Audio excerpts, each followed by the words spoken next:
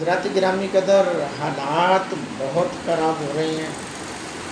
لیکن جو کچھ بھی ہو جائے سوشل میڈیا کی طرح طرح کی باتوں پہ غور نہ کریں، کسی قسم کی بات پہ غور نہ کریں، اور عشاقان مصطفیٰ کا مرال بلند ہے اور انشاءاللہ بلند رہے گا۔ جہاں جہاں پر بھی کوئی بھی کام ہے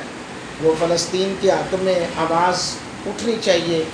چاہے وہ سوشل میڈیا کا پلیٹ فارم ہو، چاہے وہ دیگر بیرونی ممالک یا ایمبیسیز ہیں ان کے سامنے احتجاج ریکارڈ کروانا ہے نا، تو ہمیں چاہیے ریکارڈ کروائیں۔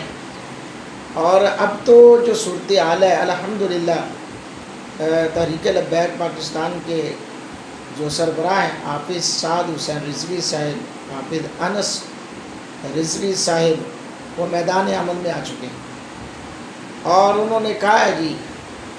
کہ ہم انشاءاللہ فرنٹ لائن پر رہیں گے، جو کچھ بھی ہوگا ہمارے سے اوپر سے گزر کر جائے گا، پہلے ہم سامنا کریں گے، شیلنگ ہو کچھ بھی ہو ہم اس کا پہلے مقابلہ کریں گے، سینہ تان کر کریں گے۔ وہ اسی لیے کہا نا کہ ستم گرا ہنر ازمائیں، تو جگر ازمام، تو تیر ازمام جگر ازمائیں۔ ہم یہ کام کرنے کے لیے تیار ہیں، تو لہٰذا ایسا کارکن جو اس بات کو سمجھتا ہے کہ واقعی فلسطین کے حق میں آواز اٹھنی چاہیے، تو اسے پھر نکلنا ہوگا اور اسے اپنے آپ کو تیار کرنا ہوگا، اور ہو ایسا لیڈر تو لاؤ تاریخ گواہ ہے کہ لیڈر چھپ کر رہتے ہیں، میرا لیڈر میدان عمل میں سینہ تان کر سامنے ہوگا۔ کوئی ہو ایسا لیڈر جو سب سے کہے کہ میں سب سے آگے ہوں، مجھ سے گزر کر جائے گا، اور پھر کوئی بولٹ پروف کنٹینر نہیں ہوگا، عوام کے ساتھ عوامی لیڈر چلے، اسی کا نام تو لیڈر ہوتا ہے، عوام کے ساتھ چلے، عوام کی آواز بنے، اسی کا نام لیڈر ہوتا ہے۔ آج ہمارا قصور کیا ہے؟ ان عشاقان مصطفیٰ کا قصور کیا ہے جن کو کل شہید کر دیا گیا